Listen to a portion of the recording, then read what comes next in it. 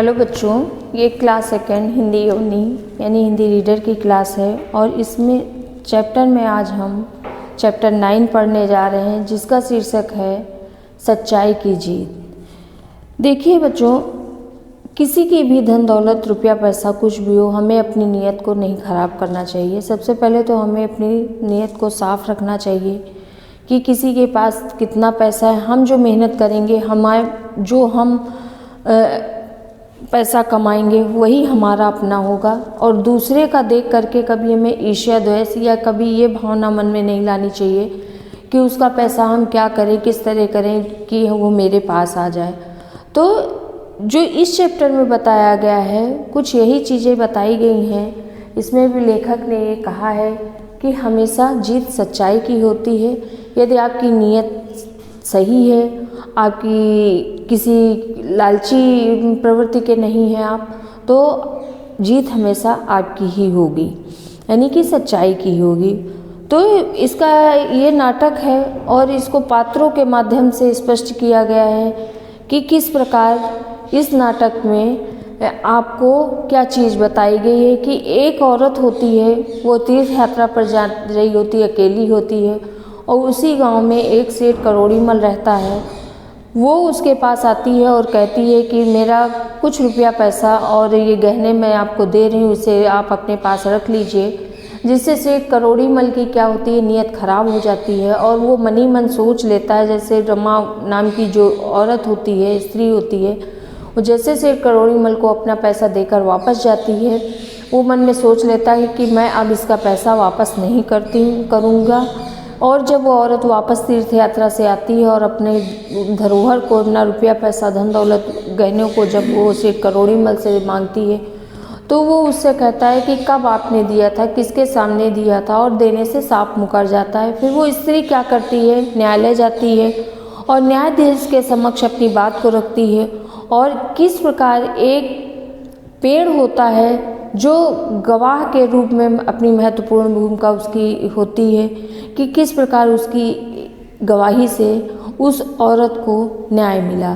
यही इस चैप्टर में बताया गया है। स्थान आगरा का है। करोड़ीमल सेठ घर के पास एक बड़ा पेड़, एक महिला दरवाज़ा खटखटाती है। करोड़ीमल भीतर से, कौन है? रमा। सेठ जी, मैं हूँ रमा। करोड़ीमल दरवाज़ा खोलकर, आओ आओ रमा बहन, आज कैसे कृपा की? सेठ जी, मैं कुछ दिनों के लिए तीर्थ यात्रा पर जा रही हूँ। मैं अपने रुपए 5,000 रुपये नगद और कुछ गहने सौंप कर जाना चाहती हूँ। वापस आऊँगी तो उनको लौटा दीजिएगा। करोड़ीमल कहता है कि तुम चिंता मत करो, जब तुम लौट कर आओगी तो अपनी धरोहर सुरक्षित पाओगी। रमा, मैं आपकी आभारी रहूँ, आपने मेरी चिंता दूर कर दी। रमा सेठ 5,000 रुपये नगद और गहने देकर चली जाती है। करोड़ीमल मन ही मन सोचता है इसकी पूंजी लौटाने से इनकार कर दूंगा। अब देखिए, इसमें सेठ करोड़ीमल की जो दृष्टि थी वो रमा की रुपए पैसों को देख करके उसकी नीयत खराब हो गई और उसको जैसे ही पैसा मिला वो मन ही मन सोचने लगा कि अब मैं इसके पैसों को वापस नहीं करूँगा। और अब आते हैं दूसरे दृश्य में, देखते हैं कि किस प्रकार सेठ करोड़ीमल जो है वो रमा को अपनी उसकी धरोहर वापस देने से मना करता है। स्थान पहले जैसा ही, दृश्य पहले जैसा ही है, वही पेड़ है, वही कुर्सी पड़ी है, उसी की छाया में बैठकर दोनों के बीच में वार्तालाप होती है। रमा, सेठ जी, मैं तीर्थ यात्रा से आ गई हूँ, अपनी धरोहर वापस लेना चाहती हूँ। करोड़ीमल, कैसी धरोहर, किसकी धरोहर, किसे दी थी? रमा, नहीं सेठ जी, ऐसा न कीजिए, मुझ गरीब को मत लूटिए। मैं 5,000 रुपये और कुछ नगद आपको दे करके गई थी। करोड़ीमल, मुझे लुटेरा कहती हो, गाली देती हो, चली जाओ यहाँ से। रमा निराश होकर चली जाती है। अब जब वो तीर्थ यात्रा से वापस आती है और अपना पैसा मांगती है तो सेठ जो है उसको पैसा वापस करने से मना कर देता है, क्योंकि वो उसकी दृष्टि में पहले ही लालच आ जाता है, इसलिए वो रमा को साफ मना कर देता है। तीसरे दृश्य में देखते हैं क्या होता है। स्थान है न्यायालय। न्यायाधीश रमा और करोड़ीमल। न्यायाधीश रमा से, हाँ बोलिए, आपकी क्या शिकायत है? रमा, सरकार, 8 महीने पहले की बात है। मैं 5,000 रुपये नगद और कुछ गहने करोड़ीमल सेठ के पास धरोहर रखकर तीर्थ यात्रा पर गई थी। वापस आने पर मांगने लगी तो सेठ जी साफ मुकर गए। न्यायाधीश, क्यों करोड़ी मल, ये महिला क्या सच कहती है? तीसरे दृश्य में रमा जो होती है न्याय मांगने के लिए न्यायाधीश के पास जाती है और उससे वो कहती है कि किस प्रकार इन्होंने सेठ करोड़ी मल ने मेरा पैसा देने से मना कर दिया। करोड़ी मल कुछ घबराहट के साथ, जी नहीं सरकार, मैं इस महिला को नहीं पहचानता तक नहीं। न्यायाधीश रमा से, क्या आपकी तरफ से कोई गवाह है? रमा, जी नहीं सरकार, मैंने जब इनके पास धरोहर रखी थी तो एक पेड़ के सिवा और वहाँ कोई नहीं था। न्यायाधीश, क्यों करोड़ी मल, आप उस पेड़ को जानते हैं? करोड़ी मल, जी नहीं सरकार, मैंने तो उस पेड़ को सपने में भी नहीं देखा। न्यायाधीश, रमा से आप जाइए और उस पेड़ की एक टहनी तोड़ कर ले आइए, वही गवाही देगी। रमा चली जाती है। थोड़ी देर बाद न्यायाधीश, रमा अभी तक नहीं है, करोड़ी मल जरा खिड़की से देखिए, क्या वो आ रही है?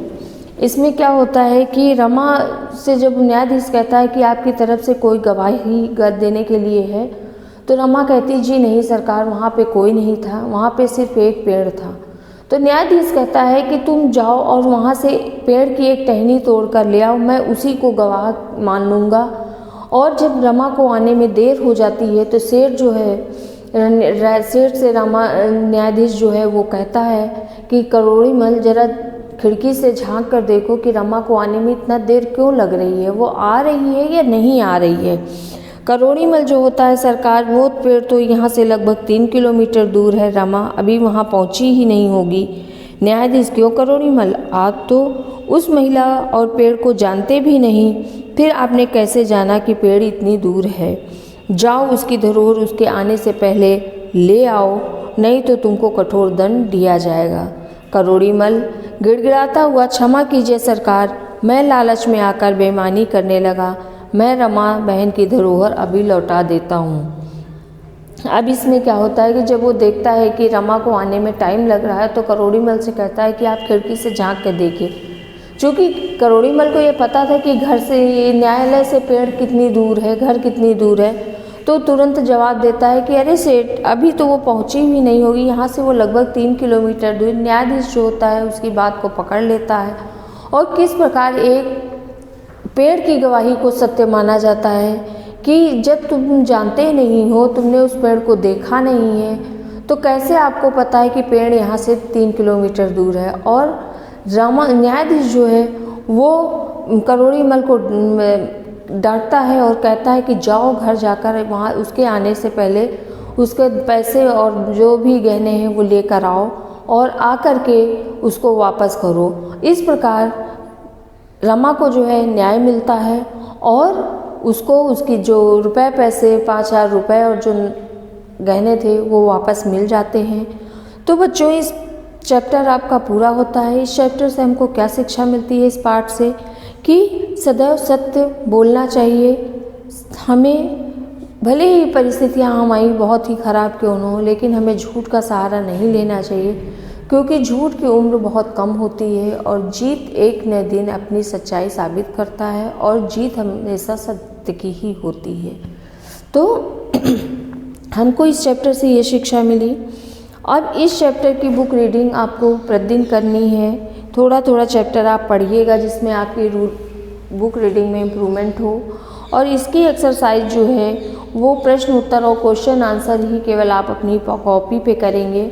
और जो एक्सरसाइज है, सही विकल्प है, फिल इन द ब्लैंक्स है, सत्य और असत्य कथन है, ये सब आप अपने कहाँ पे करेंगे? बुक में फिल करेंगे। और इन एक्सरसाइज को अपने आप फिल करने की कोशिश करिएगा।